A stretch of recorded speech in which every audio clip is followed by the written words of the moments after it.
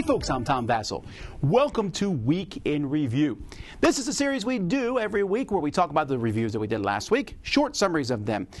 This is hopefully a very helpful thing to you because you don't have to watch all the reviews, but if you see something here that's interesting, you can then click a link in the description and see the full review. Let's get started. Hey everybody, Z Garcia here. So last week we did a new best of the month talking about some great new games. Check that out. And then I reviewed two things. An expansion to Imperial Settlers Empires of the North, Japanese Islands. I rate this a 9 out of 10. They gave you two new decks. They're really neat decks. More island cards of the nearby and far away islands. And they just soup up the whole thing. It's a great expansion. If you enjoy the base game, you want more variety past the 6 decks in there. These two new decks are going to give you that, and they feel different. Especially one of them where you're helping your opponent a little bit to help yourself a lot. Really feels very different. And then the other review was Trails of Tucana, which I also rate a 9 out of 10. It was a good week.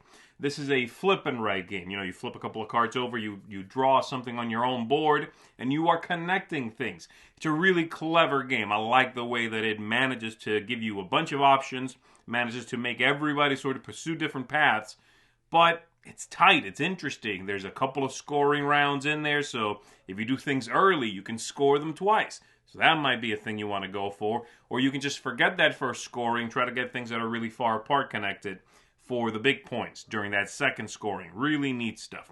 And that's it for me. I'll see you on the next one.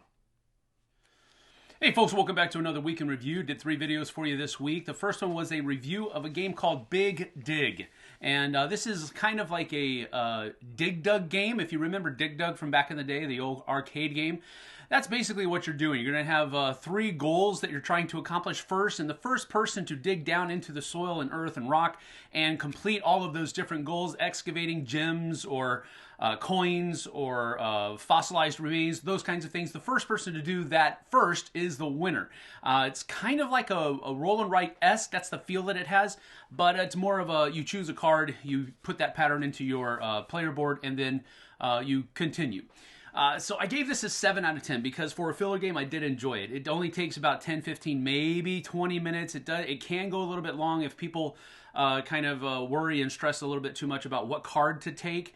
So there's that, but I do enjoy it a lot, 7 out of 10. Also did a review for A Fistful of Meeples. This is a new game from Essen, and I really enjoyed it. Played it a couple times at Essen, and really had a good time. I gave it an 8 out of 10 because it is a Mancala-esque game. That's the core mechanism, but there's a lot of other things that are kind of sprinkled on top of it that really make this game fun.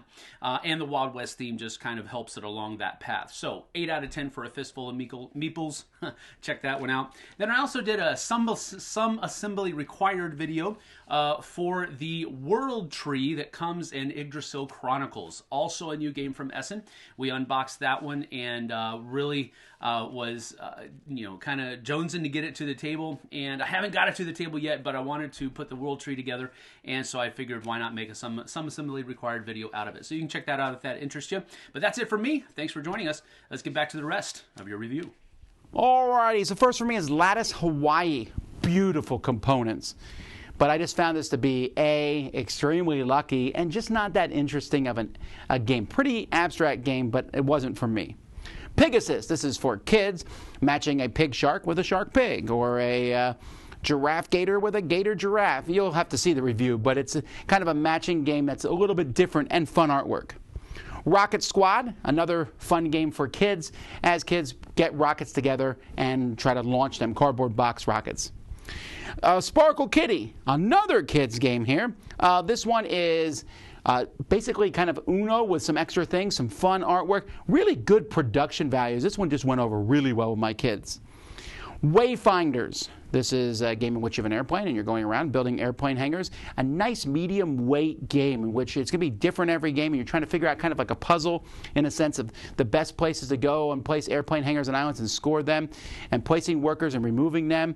A nice little solid game. The Magnificent. This game was very anticipated by me, so even though I like this game, it's a bit of a letdown because the theme was non-existent, running as circus performers. But the game itself is a solid game where you'll be drafting dice and then using those dice to take different options, which eventually help you put on a show and then get points in various ways. There's a lot of combos and stuff in the game. Dice Settlers Western Sea. This is an expansion for Dice Settlers, which is not, I would stop short of saying it's necessary, but it's really cool. Modular one, the C part of it is probably my favorite part of it, but there's one module I'm like, I'm okay on, but a lot of the stuff in it I really like.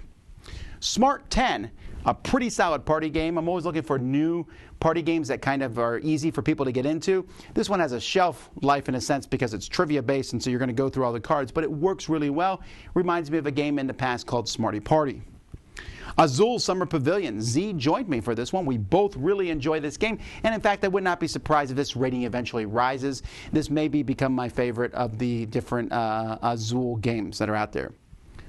The City. This is a reprint of the older game from Tom Lemon, who did Race for the Galaxy and stuff. This is a game that we've seen re-implemented as Jump Drive. This is the original, really, really gorgeous artwork. A lot of fun. It plays really quickly. I like it. The City. SOS Dino, another kids game, but the best one I played this week is a cooperative one as you're trying to get dinosaurs and their eggs to the mountains as you escape flows of lava. Great production values, a lot of fun. And then my favorite game of the week was Aquatica. This is from Cosmodrome, the people who made Smartphone. This is a phenomenally fun play cards down and do different actions, but it has a sliding mechanism that I haven't seen in a game before. Some cool production values with these manta rays, neat artwork with underwater seas. It just all comes together in a very straightforward, fun game. Also, over the course of last week, we did a live play of Chameleon. We did a lot of some new games on Testing Tuesday, Board Game Breakfast, and then we did our live top 10 stand-up moments in games. Games where you're like, this is amazing, and everyone's standing up, excited over a moment in the game. So there you go.